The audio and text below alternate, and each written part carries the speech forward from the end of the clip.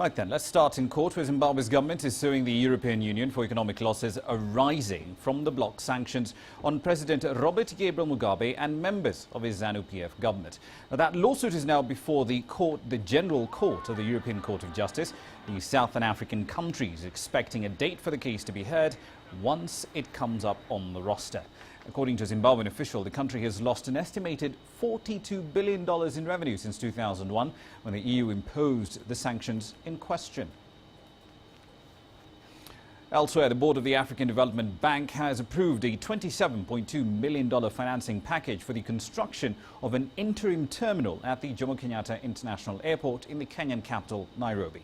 Now, that financing is part of emergency recovery measures undertaken by Kenya's government following a fire at the airport on the 7th of August this year. Now, according to the lender, however, and this is important to emphasize, the financing is not a new loan. It's essentially cobbled together from savings made from recently completed bank projects financed through the bank's concessionary window, the Africa Development Fund.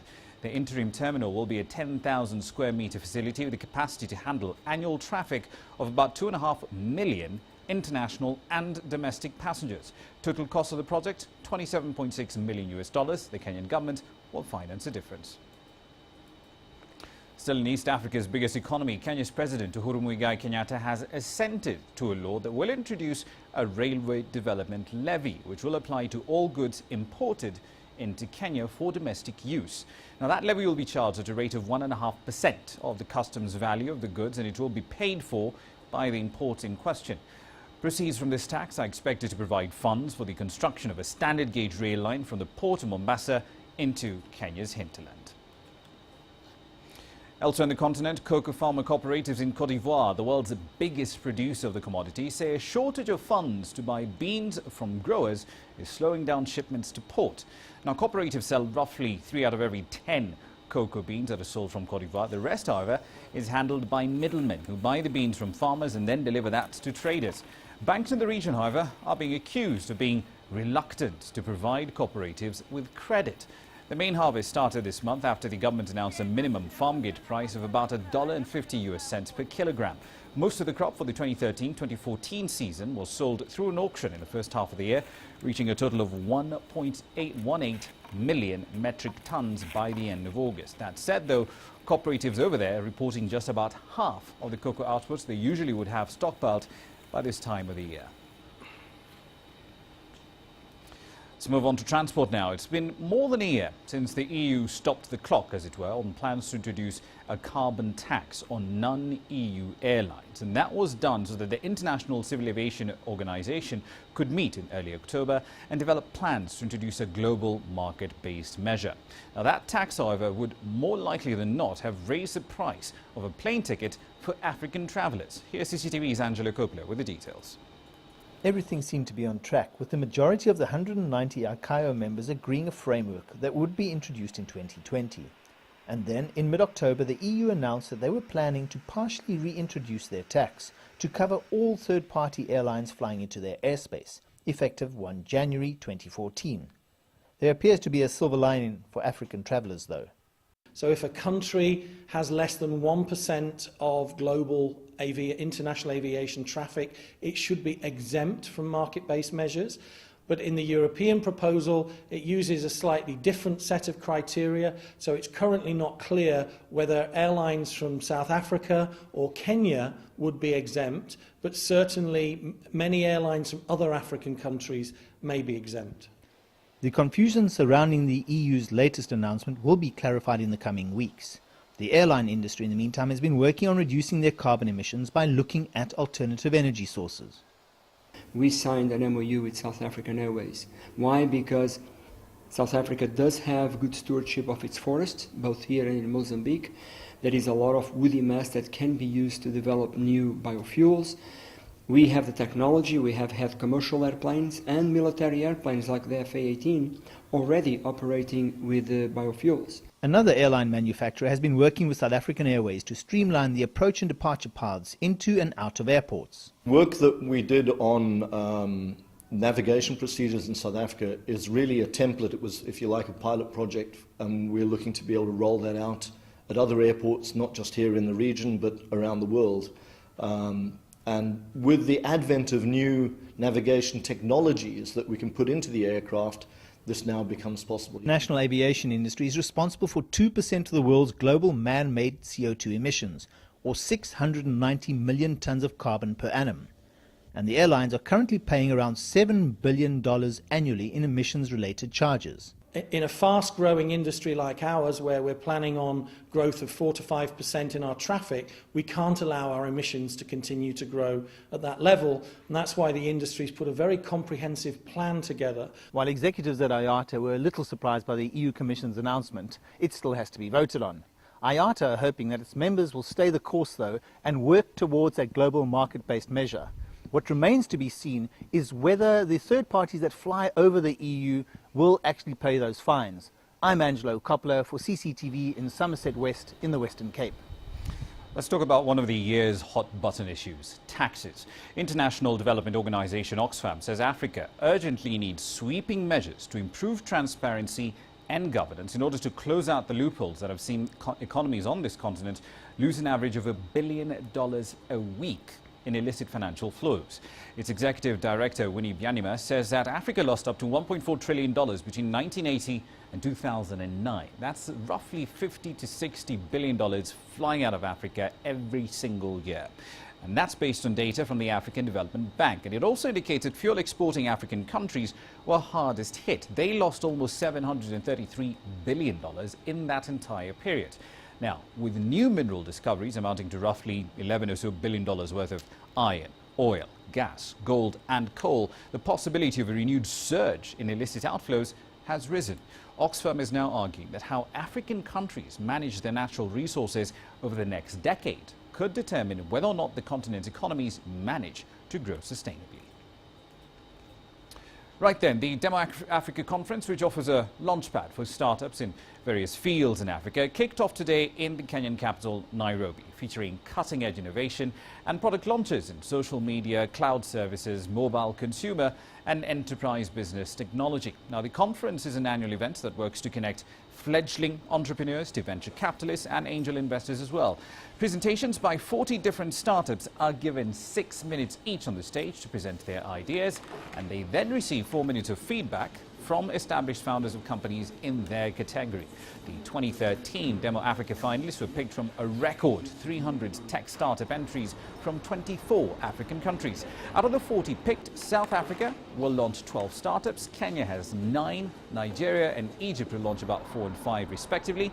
Tanzania had 2 qualifying startups. Ghana, Tunisia, Zimbabwe, Senegal, Uganda and Morocco each have 1 project launching at the demo stage. Right then, Harry Harris, the executive producer of Demo Africa and the publisher of CIO magazine as well. He's live in our studios here in Nairobi right now. Thank you so much for your time this evening. Give us a sense, however, of the pool of investors at this year's edition of Demo Africa. How many of them are foreign? How many of them are local? And how has that balance changed over the years in which you've been running this conference? Actually, thank you so much to have me in studio. In terms of investors at Demo Africa this year, we have about 30 investors in total, and these are institutional investors. But we also have some silent angel investors lurking around, and unfortunately most of them are foreign. Mm-hmm. Probably about 80% of the investors are foreign, and the 20 local investors who mostly also have some foreign ownership. So those are the numbers. Indeed. One of the issues that did emerge, however, in today's session was a need for more collaboration, as it were, between local investors and the foreign ones. So what is the problem with that relationship that actually needs fixing? Actually, I don't think there's a problem as such. I think it's just the understanding where you have, because you see, foreign investors don't have visibility of what is happening on the ground. So it's easier for the local investors to actually see and monitor companies that they invest in at the local market or local environment, and get foreign investors working through them, because everybody who puts money in a company, they want to know what they're doing, how they're doing, so that they can monitor their investment into the company. Indeed. So I think you know, that collaboration needs to happen, but I think it's more about communication first than collaboration. Indeed. Let's move on, however, to the guys that you have making pitches on the stage so far for the next two, over today and tomorrow. Yep. The bulk of them are from two countries, South Africa and Kenya. What is it about these two countries that make them such a hotbed for tech startups? I think there's several things. From the top of my head, I think policy plays a role in terms of, you know, the environment in which they work in, the environment at which they operate in, but also the level of sophistication in those markets. You find that there's more usage of IT solutions and IT products in South Africa. South Africa is much more mature in terms of utilization, adoption of IT solutions. And so is Kenya. We're seeing a lot of companies adopting IT solutions and investing heavily on IT solutions. So I think there's several factors. Kenya also has I think the coming of the fiber to the country, I think that also helped a bit. And of course the policy interventions. Indeed. Thank you very much for your time tonight, Mr. Harry. Unfortunately, we have to leave it there for the time being. We'll look forward, of course, to the results from Demo Africa later tomorrow. Let's move on to our first break in this segment. Here's what's coming up. Tensions are rising in the East African Community trade bloc over tripartite talks and delayed projects. The details are coming up next.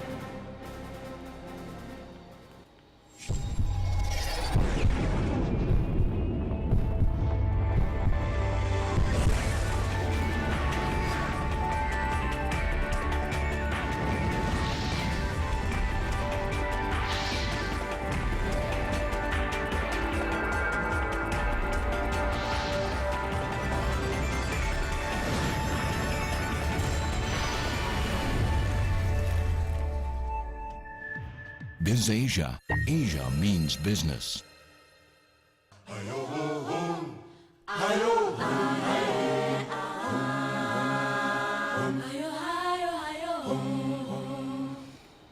Welcome back. Uganda has rejected claims that Tanzania has been sidelined and shunted away at recent meetings of the East African Community. Its Director of EAC Affairs, Lawrence Mujuni, also rebuffed allegations made this week by Tanzanian officials to the effect that recent trilateral talks between Uganda, Kenya and Rwanda are illegal under the statutes of the trade bloc. Now, Tanzania says the ongoing talks contravene EAC protocol, but Uganda insists the countries represent just one part of the bloc and nothing formal really has been put in writing to indicate that Tanzania is not a part of the group.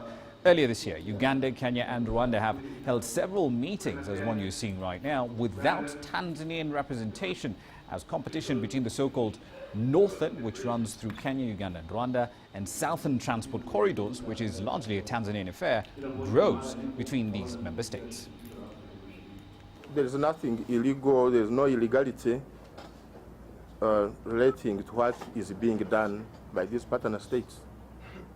We have had bilateral and trilateral engagements before. When you look at the provisions of the treaty, nothing that prevents any 1, 2, 3 or partner states from carrying out bilateral or trilateral engagements. Now, Tanzania isn't the only one under fire in the East African Community. Uganda is being accused of holding back progress towards the establishment of a regional monetary union by boycotting crucial signatory meetings. The country's Attorney General, Peter Nyombi, who's also the chair of the process, has allegedly snubbed the last two crucial meetings, in effect holding the entire process at ransom. The Deputy Secretary General of the East African Community, Enos Bukuku, however, told an investment forum in Nairobi that the community is confident that a signing ceremony slated for November will be honoured to kickstart a process that could see the region adopt one currency by the year 2024. We have a protocol that we have negotiated, an East African Monetary Union protocol, due for signature. So my appeal, let everybody come, so that after Secretary Council on Legal and Judicial Affairs sees it, then it goes to the Attorney Generals. After that, it goes to the Council of Ministers, then to the heads of state for signature. The 8th ordinary session of Africa's trade ministers started in Addis Ababa, Ethiopia today, with discussions focused on plans to boost trade within Africa. Ministers are expected to propose ways and means of setting up a continental free trade area and to analyze implications of bilateral trade agreements signed by some member states and regional economic communities. EPAs are likely to feature very strongly there. Now, they're also expected to endorse the strategic framework for boosting intra-African trade and on issues relating to the establishment of a continental free trade area. At the end of the meeting, ministers are expected to forge a common position well ahead of the 9th World Trade Organization Ministerial Conference in Bali this December. African heads of states and governments are pursuing a regional integration agenda more than ever before as a collective development and transformation strategy leading to the eventual creation of a continental market in order to boost intra-Africa trade. Africa's economic data also shows that on the poverty reduction front, the continent effort tend to be underplayed. Considering the initial conditions in monitoring MDGs, Africa has done more than it is credited for. However, the absolute number of those living in poverty remains a major policy and development concern. Africa needs to prioritize its regional integration agenda and be cautious in entering into any international agreement that will undermine the economic integration and development processes. We must understand and be committed to our notion that the intra-African trade agenda is vital to our development agenda and must therefore passively and consistently guard against commitment multilaterally and bilaterally that can fragment and hinder our economic integration processes. Now, over in North Africa, Egypt has established economic courts to end a growing backlog of economic and commercial disputes. These courts specifically will look into business and criminal trials away from civilian courts. Ideally, they should be able to clear quite a big chunk of the 50,000 cases lodged in Egypt every year. Here's CCTV's Yasser Hakim with the details. The Egyptian judicial system has always suffered from delays in litigation procedures. Most cases take years to be resolved. There are more than 7 million cases every year in Egypt. This is a huge number with only 10,000 judges to preside over them. How can you expect them to perform with such a huge load? Of course, it will take years for each case. Citing continuous complaints from the public and judges, the government decided in 2008 to create an economic court to relieve the burden of civil courts. We have two main reasons for this kind of court. First of all, we need court which can deal very fast with this problem. And other thing, we have a very specialized judge who can deal with it with more knowledge and more experience. With over 50,000 cases every year, the court looks into all trading and commercial cases separately, and therefore judges are able to reach verdicts easier and quicker than normal. It also has a positive impact on businesses. Cement industry in Egypt. We have in Egypt, we used to have a monopoly from 10 companies. It was the first time in Egypt that we have an antitrust case, and it finished with a judgment from the court, the economic court, and I believe it's a very important step to establish in Egypt an antitrust law. Due to budget constraints, however, there is a lack of courses, training and research to develop the skills of the economic judges. The economic courts may have succeeded in providing a fairer and quicker justice system to the economic community. But the same has not been achieved at the civil courts yet, something all Egyptians are calling for. Yasser Hakim for CCTV, Cairo. Now, aside from Nigeria's market, which really posted some fairly spectacular gains so far this year, up about 30 or so percentage points year on year, pretty much all the bourses you're about to see have been busy treading water today. The All Share Index in Nigeria ending the day higher by at least half a percentage point. Everywhere else, however, Treading water, that's a basic theme of the day. The all-share index in South Africa up 0.07 percentage points. The 20-share index in Nairobi down by a roughly comparable margin. And in Egypt, pretty much the same story, really, up 0.09 percentage points. We'll have the details on that and a lot more tomorrow at 10:00 GMT. See you then. On to the sport now with Penina.